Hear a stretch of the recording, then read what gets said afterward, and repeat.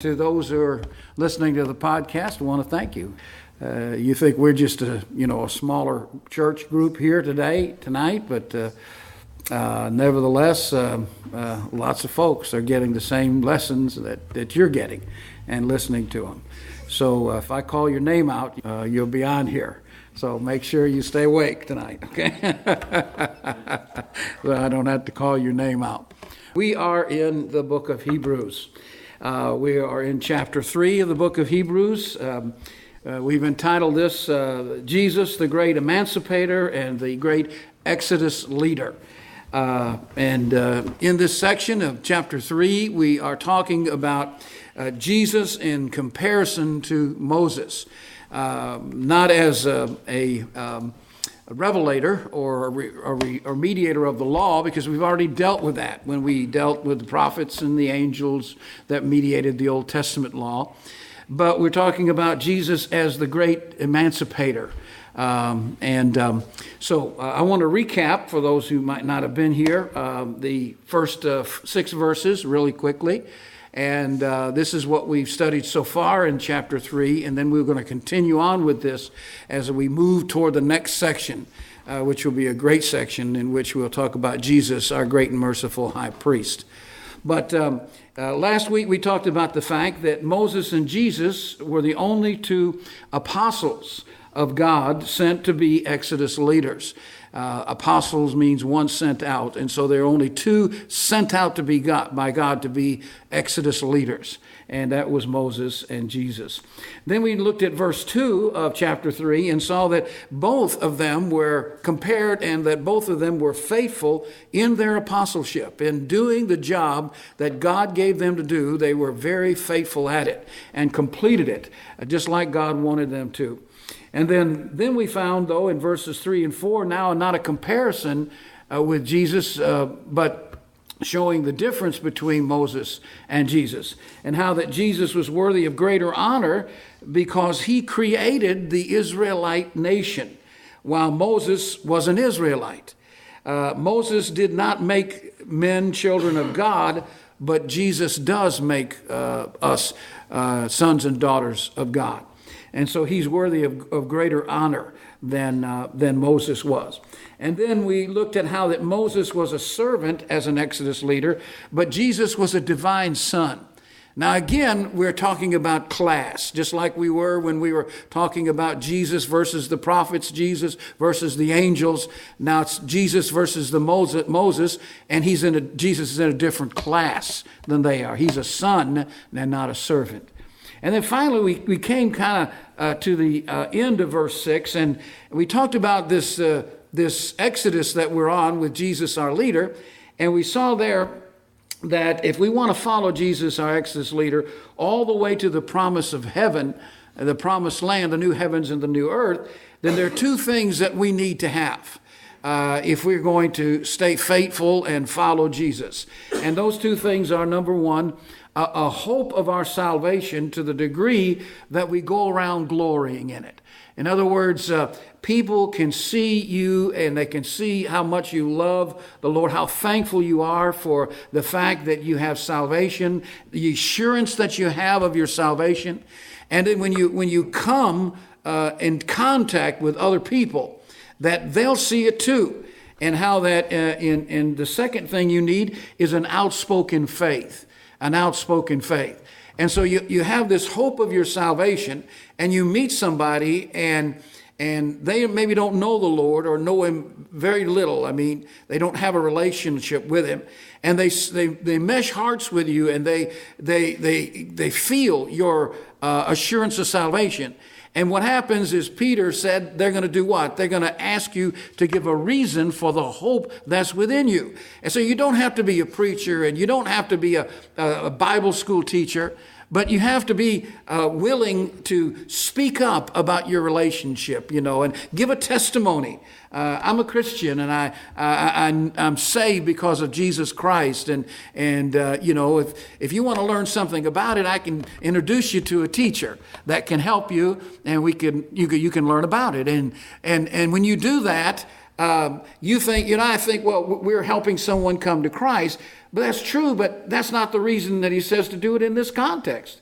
In this context, he says, do that because you're building yourself up inside stronger as a Christian. Inside your, if I can use the word brainwashing in a good way, you're brainwashing yourself and you're building this force field, if you will, around yourself so that you will stay faithful to the Lord Jesus Christ, and especially on this Exodus journey that we're on. And so then it came to Hebrews chapter 3 and verse 6, where he said, whose house we are if we hold fast the confidence and the boast of our hope firm until the end. The end of what? The end of our Exodus journey, all right? Now then he starts in verse 7, and it's interesting there. In verse 7 forward, he's going to quote the 95th Psalm that David spoke. And when he quotes this psalm from the Old Testament, he's basically going to be showing how that even the scriptures in the Old Testament spoke of this Exodus journey that we are on today, okay? Because this whole section of Scripture basically is answering the Jewish people who believe Moses is such a great Exodus leader and that Jesus could never compare with anything like that. And he's going to show that, wait a minute, even your Old Testament, it prophesied about this coming Jesus as the Exodus leader. So he gives us some information about that, but he also gives us a very stern warning. He says, let me go back. He says, therefore, as the Holy Spirit says, today, if you hear his voice, do not harden your hearts as in the rebellion in the day of the trial in the wilderness. Now, notice here. So he says, today versus what?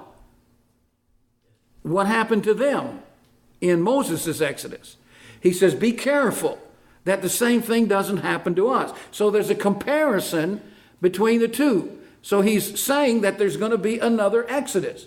Now, when you look at this chart, which you guys have memorized already, Abraham is set off from the human race as the father of the Israelite nation. And then you got Moses up here, and then you got him as an Exodus leader, emancipator, getting them out of Egyptian bondage and taking them to Mount Sinai, giving them the law, and then going on this Exodus journey, right? And then he gets them to the promised land, and then Joshua takes over. Now, from there, now you come all the way down to here before you get to David and his psalm about another coming Exodus. All right? And so when David said this was like 400 years after the other Exodus. So the writer's going to be saying it couldn't be the Exodus of Moses that he was talking about. Okay, but another Exodus. Is everybody with me? Yes, no, maybe so, who knows? Okay, so he says, do not harden your heart as in the rebellion in the day of the trial of the wilderness. Okay, where your fathers tested me and tried me and saw my works for 40 years.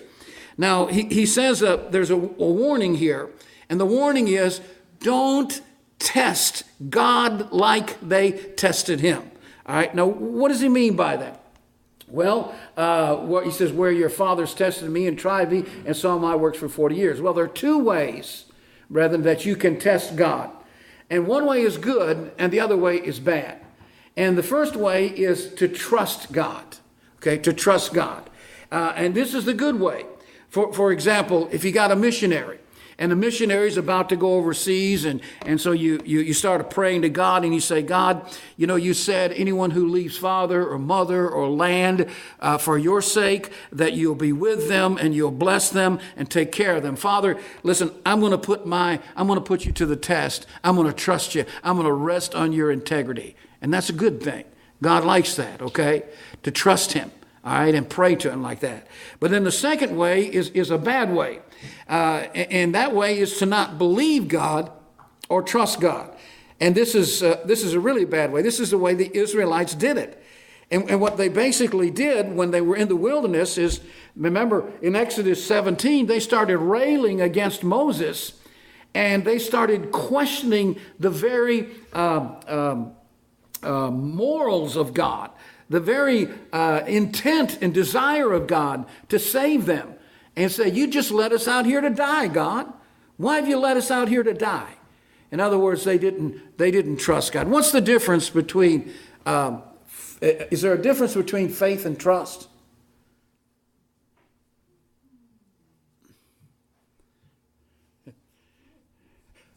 Faith, biblical faith, contains trust.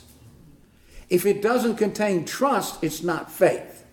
Okay? And remember, I always use that illustration of that guy, and I use it because it just fits so well in an understanding of that, where he says to his neighbor, I'm going to build a tightrope, run it across, the Niagara Falls, and I'm going to push a wheelbarrow walking on that tightrope all the way across the falls.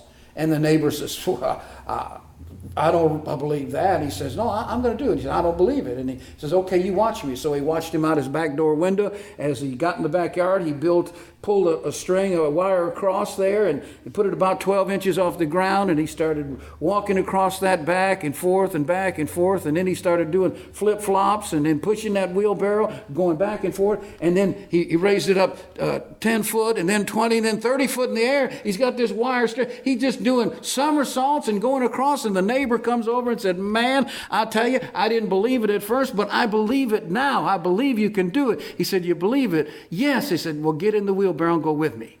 And the guy goes, whoa. I may believe, but I don't trust you with my life. And that's exactly what we're talking about here. Do you see that? You can really see it, I think, in that illustration.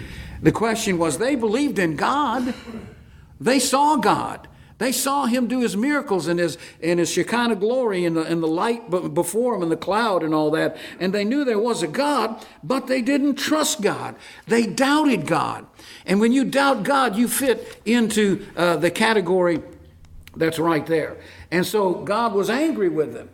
And he said, therefore I was angry with that generation and said, they always go astray in their heart, and they do not know my ways. So I swore in my wrath, they shall not enter my rest. Now, let's talk about that for a minute. Because understanding this is something we don't understand today. We don't even think about it like they thought about it. And that is the Old Testament law on swearing and taking an oath. Extremely important to understand this section. In Numbers 30, and we won't read the whole thing, I just want to take this out here and I want to show you this law, okay? Then Moses spoke to the heads of the tribes of the sons of Israel, saying, this is the word which the Lord has commanded. If a man makes a vow to the Lord, or takes an oath to bind himself with a binding obligation, he shall not violate his word. He shall do according to all that proceeds out of his mouth. Underline that, okay? Because it's not an option. If you take an oath, it's not, well, if it's humanly possible, I'll do it. No. If you don't do it, you have committed a sin against God. Are you with me? Then he goes, also, if a woman makes a vow to the Lord and binds herself by an obligation in her father's house in her youth, and her father hears her vow and her obligation by which she has bound herself, and her father says nothing to her, then all that she has vowed shall stand. Every obligation by which she has bound herself shall stand. But if her father should forbid her on the day he hears of it, none of the vows of her obligation will be which she has bound herself by shall stand, and the Lord will forgive her because her father has forbidden her. So basically, what he's saying there is that the vow was irrevocable. Irrevocable. When you made that vow, unless you were under somebody's authority and they heard you make that vow, and immediately they disallowed the vow. If they let it stand for any length of time, you were under that. It was basically an absolute, total, irrevocable vow. So anybody that vowed had to keep it. And that's the sad story of who? Jephthah. Jephthah. Do you remember that story? Jephthah had made a vow. What did he vow? Huh? Okay, yeah, he made this vow. He said, Lord, he was a man of faith. He wanted to do battle with God's enemies. He said, listen, if you let me win this battle, I'll offer to you a sacrifice, the first thing that comes out of my door. Now, you got to remember that their houses, they went in outside, and they went into the house, which was on top of the barn. Okay, so the bottom floor was the barn. All right? Well, he's coming back from war. There's a big commotion. And guess who runs out of the barn to meet him? His daughter runs out. He just falls down and cries like a baby. I mean, oh my. But even the law that God made against human sacrifice would not trump the law of the vow.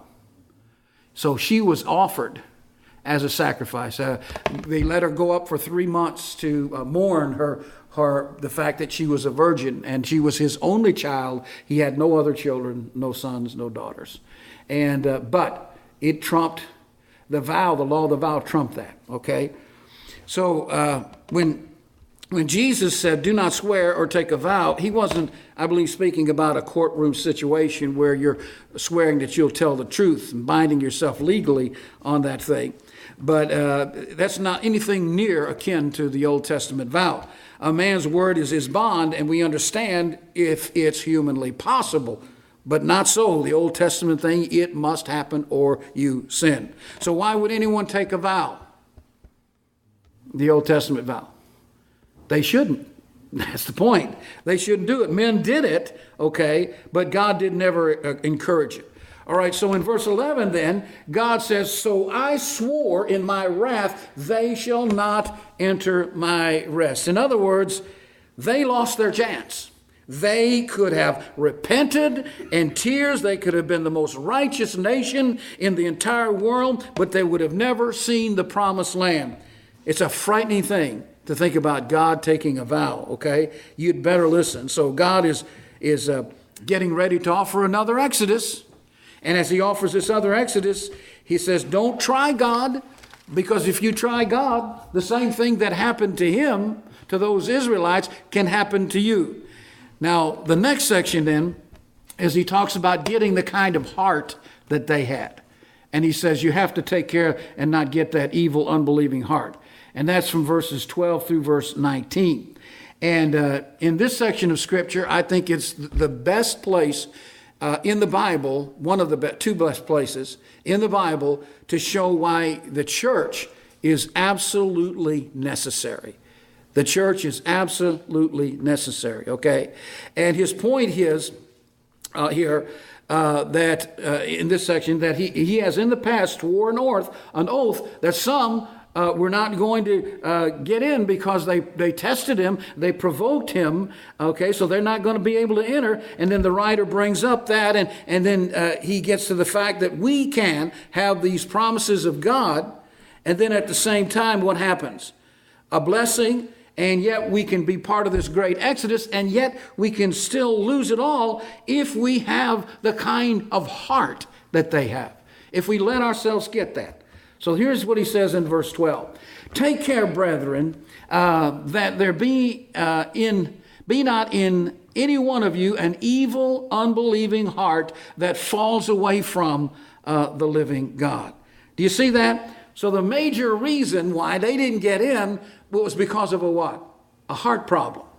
A heart problem, okay? And the mindset and all of that. And as long then, basically, as our heart is in the right direction, and it's our mind is on God and on Jesus as the center of our heart and our life, then there's no way that we can miss on our Exodus journey. No way. But how are you going to keep your heart that way? Well, you're going to have to keep your heart that way by doing what? Look at that verse. By doing what? Exhorting one another. You and I need the church. We need our brothers and sisters in Christ to exhort one another, because it's the only way that we can keep from getting this hard, unbelieving heart. Now, if that's the case, there's some things that are absolutely necessary. One of the things that's absolutely necessary is that we be open to being encouraged and being rebuked. But here's the thing. We look at rebuke as a bad thing.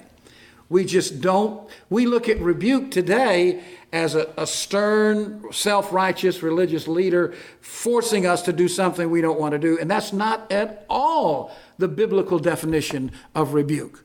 The biblical definition of rebuke is talking to somebody and helping to see maybe they've got a problem, but coming to them in love and kindness and talking to them about their problem and encouraging them that you want to help them in any way you can to get over that problem.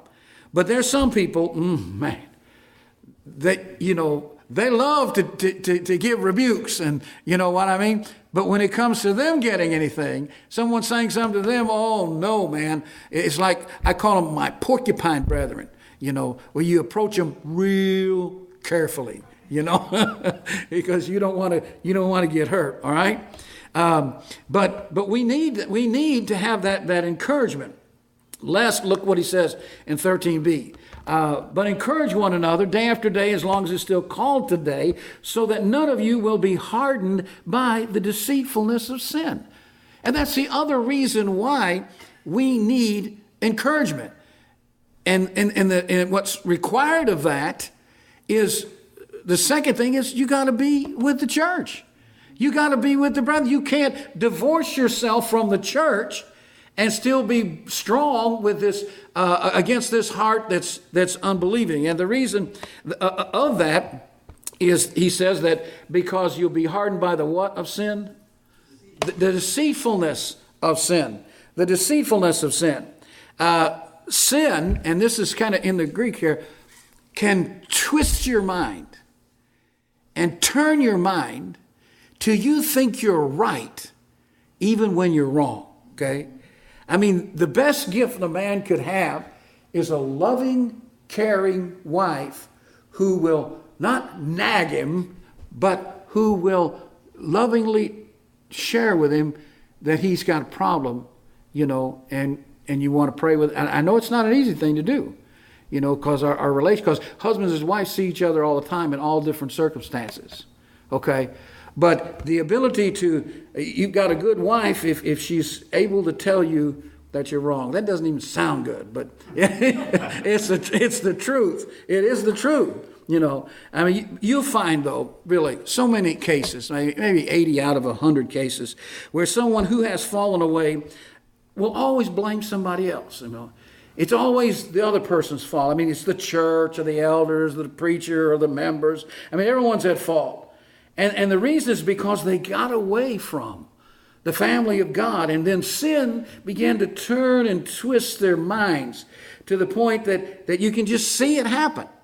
I mean, somebody comes to church, and I'm not saying that coming to church is all that Christianity involves. I'm not saying that at all, okay? But what I'm saying is, you can see somebody and maybe a family, and they start coming to church, and all the time they're going to small groups and Wednesday night, and they're just so involved, and then all of a sudden they miss Sunday morning. The conscience starts hurting them a little bit, and then they miss another time. Then they quit going to the small. Then they don't go to Wednesday night anymore, and pretty soon, what happens is they're justifying themselves, and they say, you can worship God just as good as home as you can at that church building, And they say, well, I'm a lot better off than a lot of those hypocrites that are worshiping down there. I mean, you see, sin has twisted their mind. Before long, the whole church is bad, and you're the really only real one.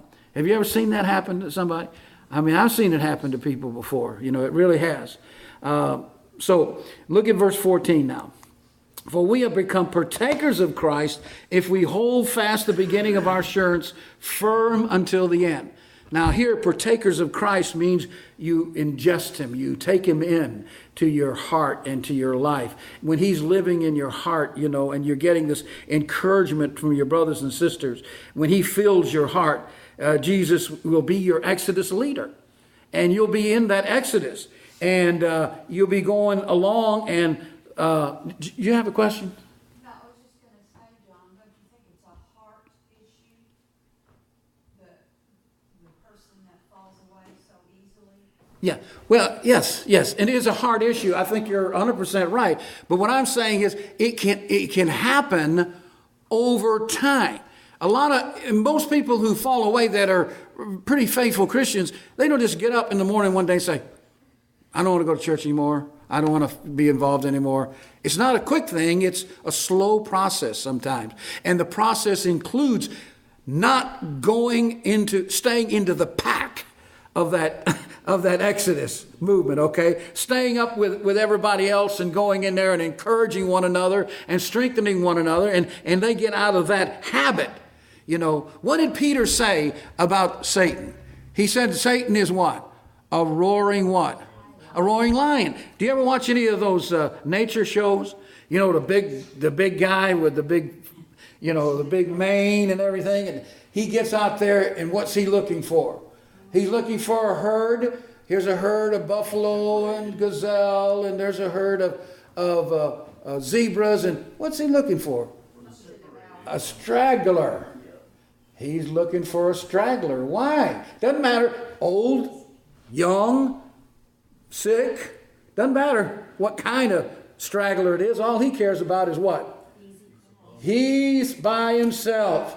Peter said that Satan is like a roaring lion seeking whom he can devour, you know. And when we get off by ourselves, that's when he can really get into your head and into your life, okay?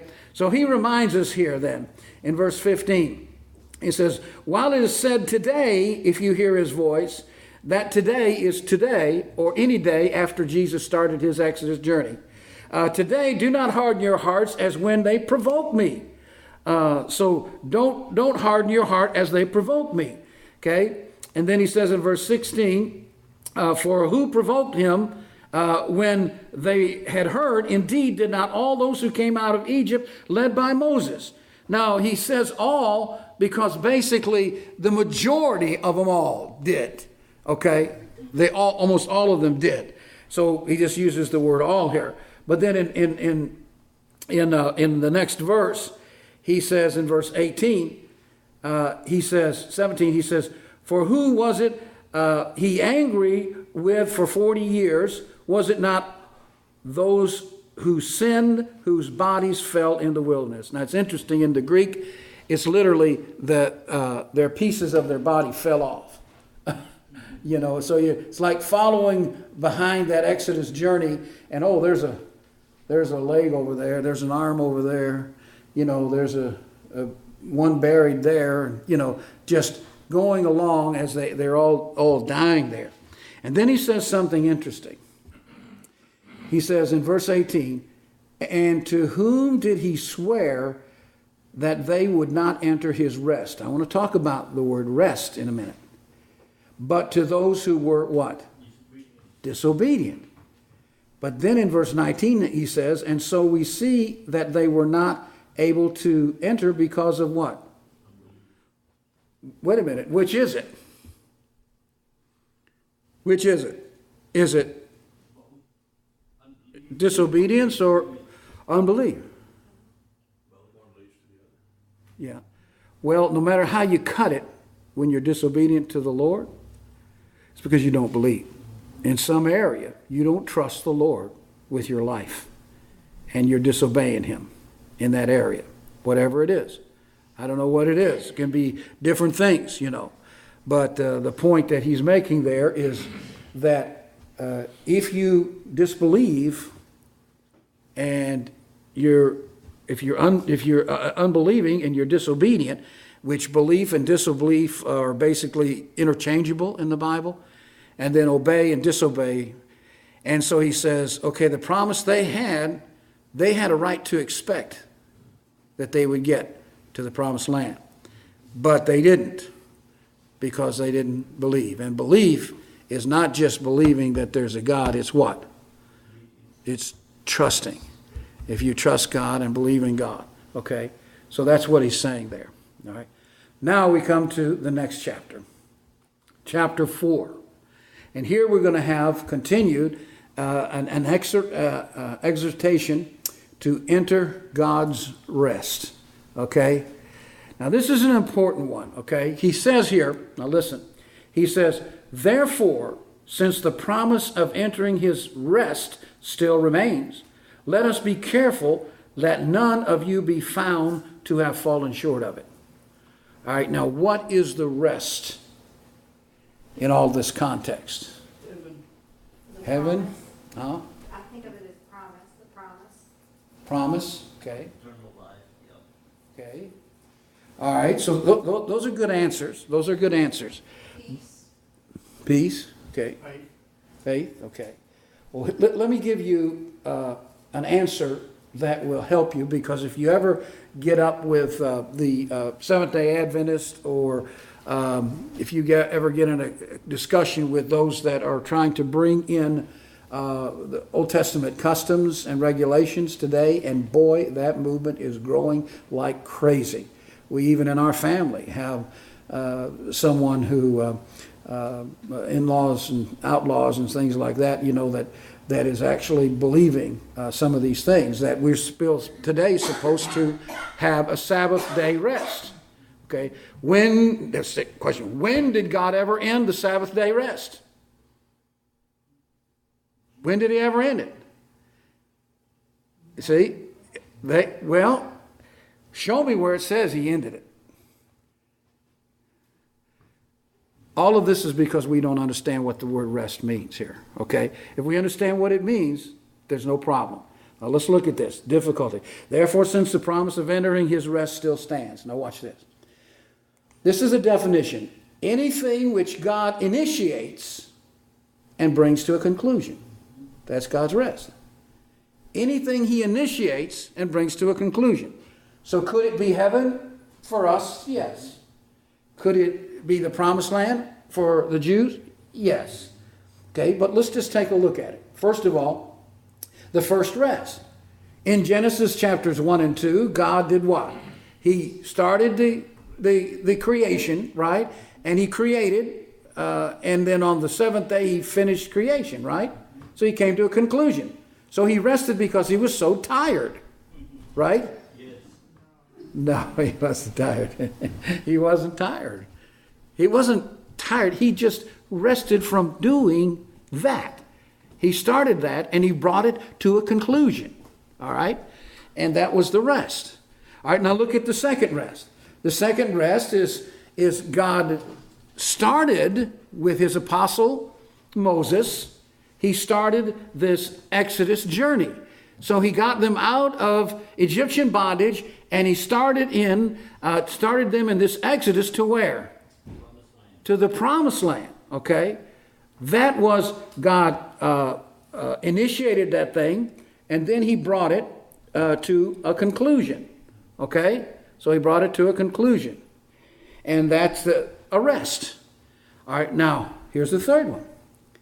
Jesus leads his people out of bondage of sin and brings them to the promised land of what? Heaven, all right? Revelation 14 and 13, listen to what he says. Then I heard a voice from heaven say, write this, blessed are the dead who die in the Lord from now on. Yes, says the Spirit, that they will rest from their labors, for their deeds will follow them. So the word rest is used in different ways in the scriptures. And that's what the writer's going to talk about here. That's the main thing he's going to talk, because the Jew would say, well, now God's Sabbath day rest, that's got to be in effect today. He created it at the beginning, it's still in effect. Not only that, but there was, you talk about rest, then you're going to talk about Moses. There's no other rest in the Bible that we can know of, So he's going to deal with that. He says, therefore, since the promise of entering the rest still stands, let us be careful that none of you be found to have fallen short of it. So what's he saying there? What's he saying? He's saying that as we enter that rest, we need to be careful. God started his work with the Israelite nation, leading them out of bondage. And as he's going along, they should have gotten it, right? But they didn't. They didn't get it. It was God's rest, but they didn't get it because of what? Their disbelief, right? All right. So now God has instituted a new Exodus with a new leader, Jesus. And for us, every Christians, there's a warning. To start this journey is not sufficient, but we got to complete it. And we got to complete it by being faithful unto death. So he says, therefore be careful. Does any version say fear? There, okay. The word is more careful than it is fear, and because especially the word we use when we use fear, if you go back to Church of Christ, maybe early history, the word fear was used that you almost had to walk around with this tremendous fear, that you'd be lost at any time. And that's not what he's talking about, okay? What he's talking about is simply being careful. I like to use this illustration of your child that's going to cross a bridge, and the bridge is strong. And you're not scared to death that he's not going to get across the bridge. But you are what? Careful, and tell him he's got to stay as he's walking away from, don't hang over the railings there, or something can happen with you. Now, it's the same thing with us. We got to use caution. And he's saying to us, we can't be sloppy with your Christianity. You have a promise just like they had a promise, and they didn't get it, but you can get it if you're just careful, to not do what they did, all right? So that's what he's basically saying there. And then in verse 2 he says, for we also had a good news proclaimed to us, just as they did, but the message they heard was no value to them, because what? They did not share the faith of those who obeyed. You see that? The faith of those. So it's a heart problem. It was a faith problem. All right. Then he says, now we have believed, enter the rest, just as God has said. Wait a minute. Entered the rest? How do we enter the rest?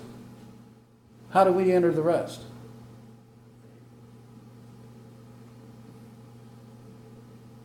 Everybody don't talk at once here now. Believing. Huh? Believing. No. By having a personal relationship. No. By dying. By dying. Are you with me? So we're on the rest. It's like there's this huge light. And there's this long string of people going all the way back to the first century. And they're all ahead of us. And we're walking with them. And we're in this Exodus journey there. And they're being sucked into the light. They're entering the rest. Okay? How's another way we enter the rest? If Jesus came back again, then we wouldn't have to die and we'd enter the rest. But that's the point that he's saying. There's still this rest. And we who have believed have entered that rest when we die. And we're continually entering the rest. And when we enter the rest, there'll be some behind us. And they'll come along and they'll enter the rest. You see? So it's this constant movement in this Exodus journey with God. And so he said, so I declare on oath in my anger, they shall never enter my rest. And yet his works have been finished since the creation of the world. Now, what in the world does that mean?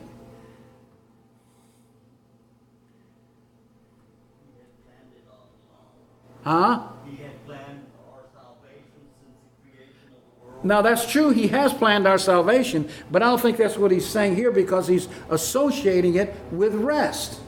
So when he finished the creation of the world, what rest was that? Remember how the word rest is used? You what? God initiates it, then what? He completes it. So he's saying, okay, when God said that, he swore to them, that wasn't the Sabbath day rest. Are you really? Because that one has already been over a long time when you get to Moses's Exodus. Are you with me? I know this might wrinkle your brow up a little bit, but hang with me, okay? So he's saying, when God says rest, don't think it's the Sabbath day rest. Don't let people tell you you're still got to have a Sabbath day rest. That's not what he's talking about. That rest was over since the creation of the world. Now, there was another rest that God warned them because he was angry with them, okay? But there's also another rest. What's that? For somewhere he spoke about the seventh day in these words, on the seventh day God rested from all his work. That was back then. He's going back and forth talking about the rest in the sense that God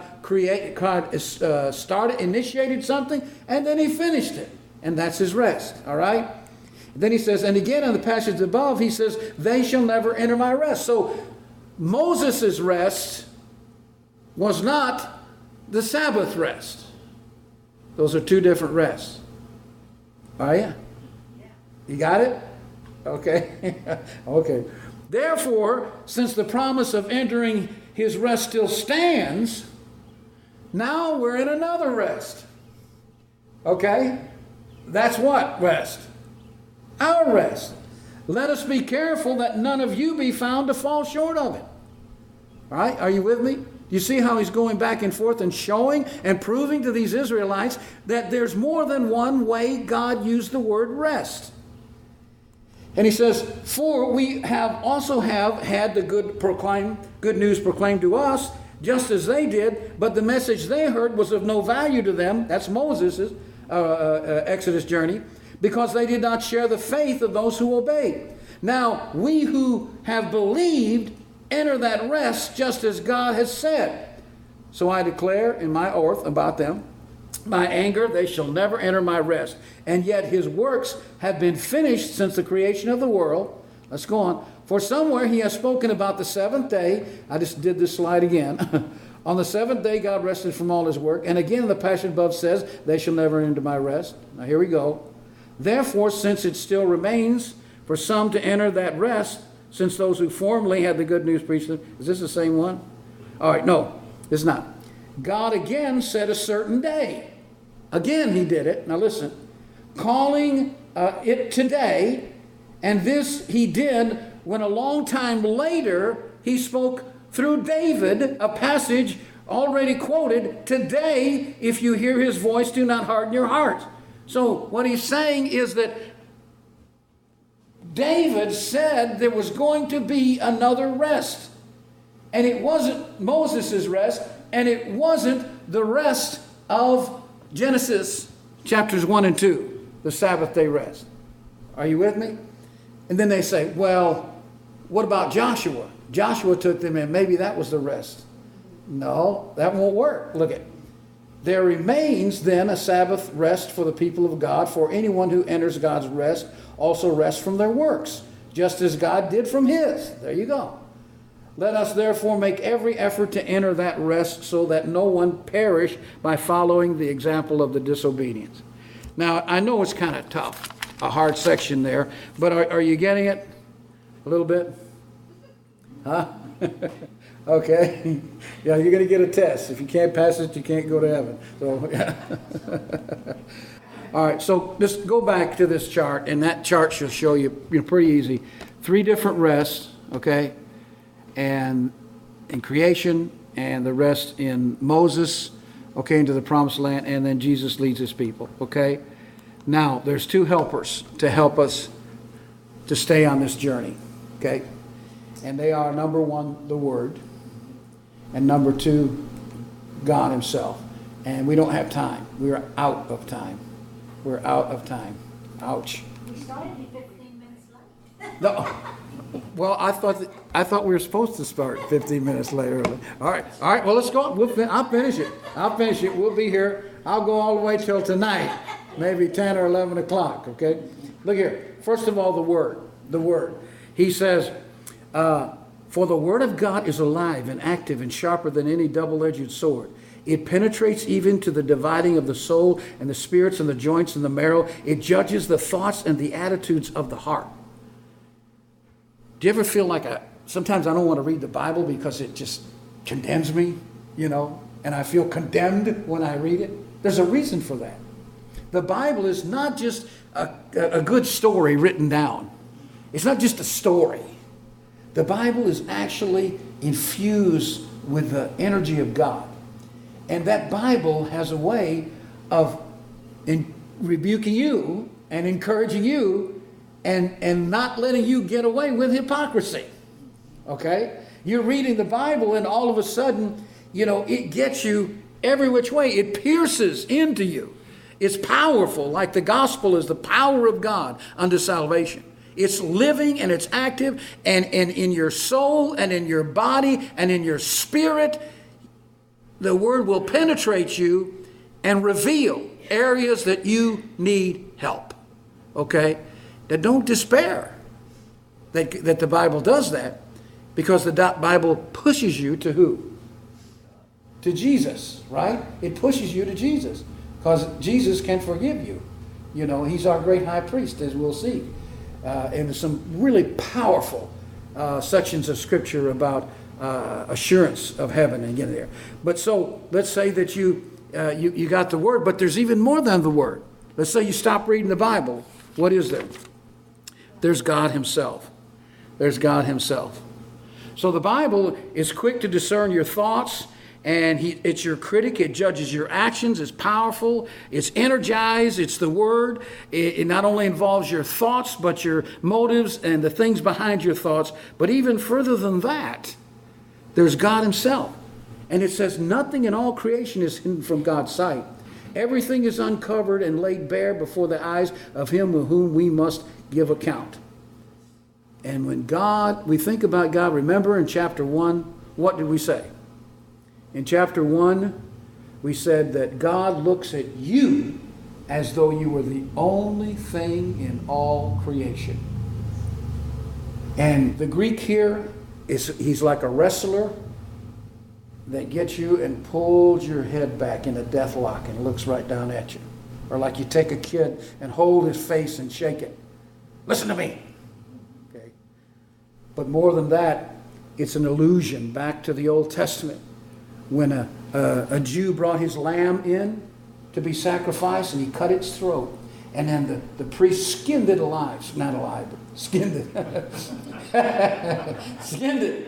And then looked all over for one spot, one cancer, one tumor. Because this was representing Jesus. It had to be without spot.